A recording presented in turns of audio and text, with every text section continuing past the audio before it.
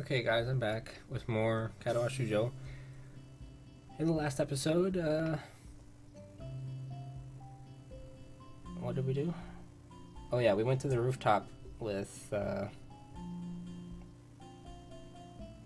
Emmy, and Rin was there as well, and so we had lunch there and talked. And now, I don't know, back to class. The students roll into class for the Saturday morning session, each and every one of them sporting the tired eyes of people who have worked through the night. With one day left to prepare, I suppose it's not so surprising. Thankfully, we only have to suffer through classes until the lunch break, and then our time is our own. Muto lurches into class in a tired stagger. I suppose students aren't the only people here that enjoy their late Friday nights. Without saying a word, he scrawls some page and question numbers on the board and slumps down at his desk. It's completely atypical behavior for him, but it appears that no one in the class is going to call him out on it. Wordlessly, the students shuffle their textbooks into position and get to work. Not wanting to break the trend, I do the same. Fatigue has made the class antisocial. Not a peep is heard among the ruffling papers. That can partially be attributed to the two empty seats beside me, not behind. For some reason, Misha and Shizune aren't present, probably doing council work for the festival. It's very quiet without Misha present. I wonder if she was born as rowdy as she is, or if she is making up for Shizune's lack of voice. Nakai, can I speak to you for a moment? I'm so engrossed in thinking about Misha that I don't even notice Muto approaching my desk. Sure, what's this about? It's probably better if we speak outside the classroom. Oh boy, it's about the running thing, is it? Something about this doesn't sound too good, but I stand up and follow him out into the hallway. Moto stands in the hallway, scratching his head as he works out what he's trying to say, not knowing what's going on. But I was silently. I heard from the school's head nurse that you had an incident the other day. So it's about that. Well, kind of, but it's not anything to be worried about. Yes, it is. Anything that can injure your health is something to be worried about. Oops. We try our best here to prepare you for life here. Part of that involves knowing your limits and how to work around them. It would be remiss of me if I didn't speak up about this. Alright, if I get it, I'm sorry. Muto closes his eyes in frustration, and I realize that this probably wasn't the best thing to say. Something tells me that you're not sorry. Pretend as much as you want, but this isn't a normal school. A lot of people have put in a lot of time, effort, and money to make sure that you and every other student here can have the same level of education as your peers. For you to abuse that by throwing out advice, especially medical advice, is plain selfish. I'm not quite sure if this is actually how he feels, or if it is some act that he's practiced many times to guilt trip students into doing the right thing. Either way, it's working. I understand this is all new to me, and I apologize. I know my limits now, and I'll be sticking to them. Muto appears to lighten up a little, satisfied that his message has been received. So then, on to my next question. How are you finding your studies? I understand you were laid up for a while. We're not too far ahead, are we?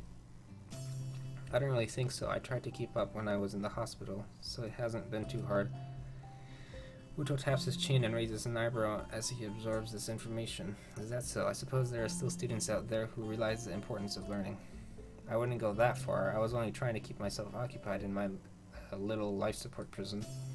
Well, yeah, you've got to keep us with these things, right? That's exactly it. One wrong move in this world and you're left behind, right? You're right, wouldn't want that to happen. No, you wouldn't. Every week there's a new scientific discovery. Most of them mean nothing to the layperson, but any of them would be the key to the next big thing. I'll keep that in mind. It's obvious that Muto's serious talk is over, and he's gone back to his standard scientific... Really? That long of a word substituted for slightly. Alright. I guess the word scatterbrain got me a little, oh no, big word. Slightly scatterbrained approach to life, not approached. I think in hindsight that I prefer him this way. He's slightly more predictable in his unpredictability, not ballady. Well then, I think that's all I really had to say. Let's get back inside, shall we? My relief at that suggestion is insurmountable.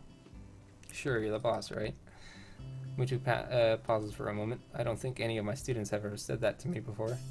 For an instant, I consider replying to this, but something deep within me tells me to shut my mouth and get back into the classroom. A few of the students jump at the sound of the door, rapidly trying to pretend that they are working on their questions on the board. Some don't even bother, their heads slumped on the desk as they nap. Thankfully, it would appear that Mutu does not even notice them. He returns to his desk and retrieves a scientific journal from one of the drawers. I guess I got to him there. The class returns to the near silence that Muto and I left in the before our chat. Mixed feelings of tiredness and anticipation buzz around the room. Everyone here is either waiting for a chance to rest or the chance to get their last-minute preparations underway. The clock on the wall slowly ticks the remaining class time away until finally the bells cry out, ending the torment.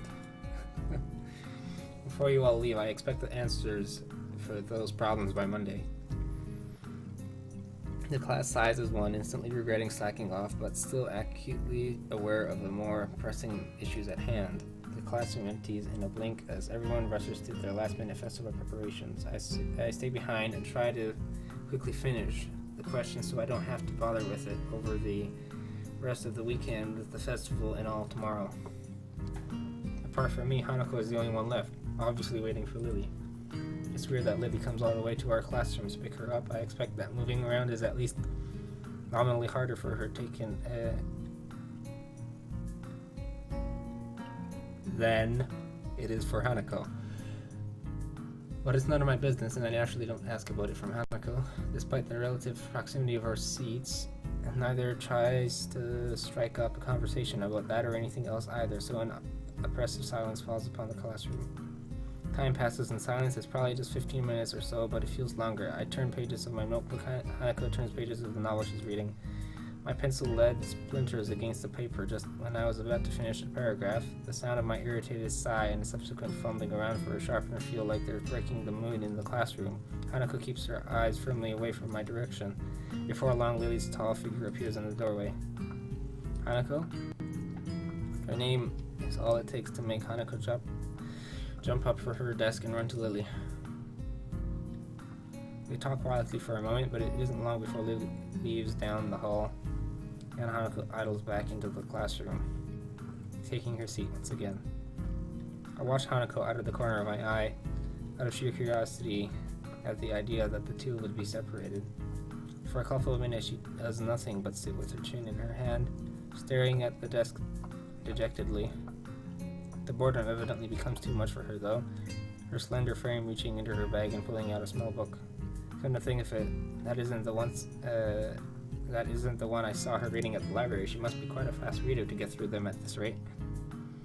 After about 10 minutes of restlessly shuffling in her seat and trying to read, Hanako closes her book and leaves too, as should I, since the assignment is all but finished and there is nothing else to do in the classroom.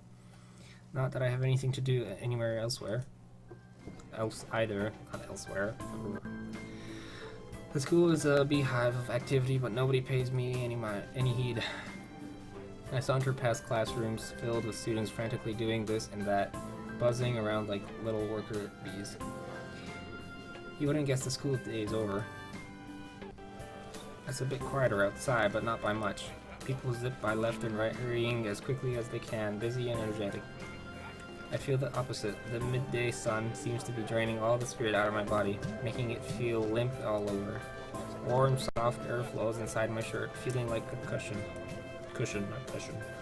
I yawn lazily, thinking about what I do. I'll drop off my books at the dorms first, and then something I haven't decided yet. Maybe Kenji is in his room. On the way to the dorms, I spot Emmy coming my way, running despite not having those weird running prosthetics on. I wave at her, and she skids to a stop. Yo, Hisao!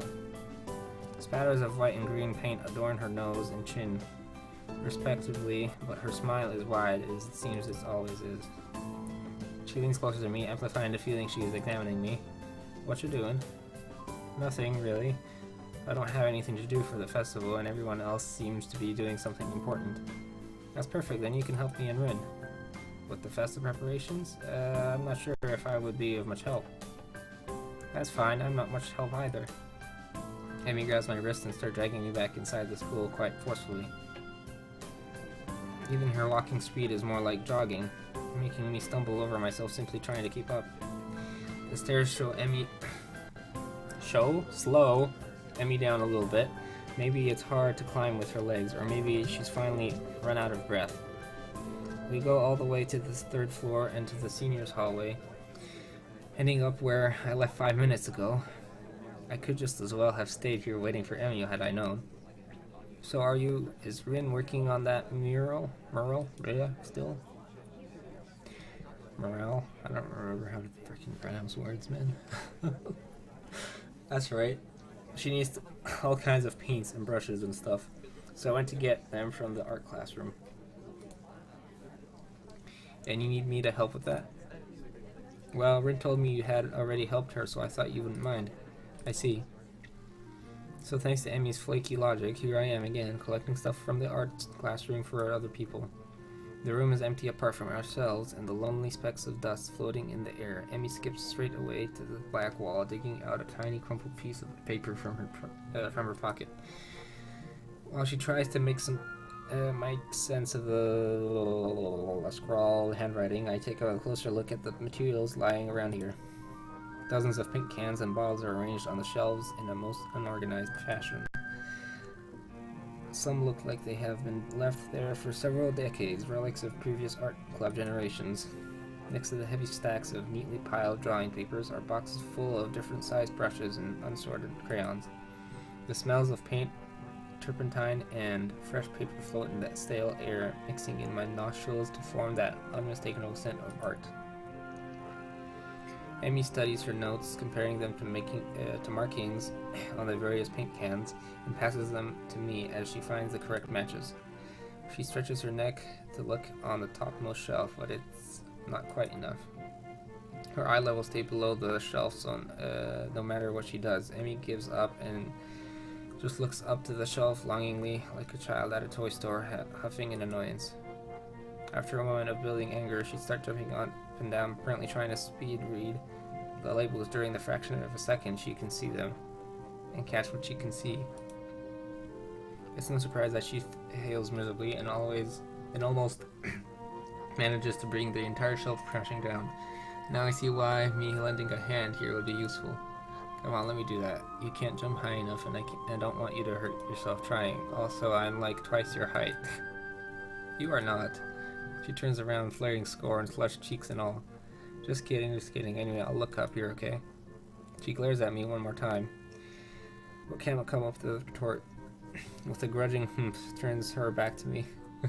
Wow. So I begin scrounging around the top shelf for paint, while below, Emmy crouches to scavenge what she can from the cupboards. I shake my head a little after double-checking to ensure she can't see me do so. Emmy having a complex about her height was a surprise. I wouldn't have joked about it otherwise. She seems easygoing, but I guess everyone has their weak spots. Only after we have almost all the items collected and spread out on a desk like a treasure hunter's spoils do I realize that it wasn't necessarily the height jab that got her riled up. She might not like to be told that she can't do something like jump, but Emmy herself seems to have forgotten all about it already. Quick to anger, quick to forgive. Is she that type of person? At least she doesn't seem to have taken anything to heart, as she chatters away happily while we pick up the rest of the items and then make our way back to Rin. I chivalrously carry the bulk of the materials as we make our way towards the dormitories. Rin is really stressed about getting her painting done. It's her own fault though, she should have started earlier. Is she going to make it? No idea, it looks good to me, but with Rin, you never know what's going on. I found her this morning lying in front of the dorm in fetal position. She hadn't slept all night. Oh, I can't believe that the night nurses hadn't found her. And now she's painting again like crazy. Yeah, I've noticed that she comes off as kind of unhinged, so to speak. Amy giggles at that as well as at my likely too obvious awkwardness. I don't mind it. She's just a little weird sometimes. On that I can agree with her. Unlike me, Emi seems to be cool with Rin's whatever it is that feels so off about her. Still, they don't feel close like Mishra and Shizune do. Shizune. With them working as a single entity sometimes, it's hard to say where one ends and the other begins. Even though they're so different, just like Emi and Rin are. And Rin is the most different of them all. Different from anyone else I've met. Yeah, I guess she's a very unique person. I return to that word again, as if it encompasses Rin's personality by itself, but really it's just a substitute for a lengthy description of her oddities. Emi giggles as I grasp about for a properly descriptive word. She's just weird. You know, earlier she just spent half an hour sitting on her box and stared at her toes. She giggles again in a way that makes me think she doesn't know what's funny about it. It just is. All that time. Oh, whoops. Alright. That's it for this video. I'll see you guys next time for more Katawa Shoujo.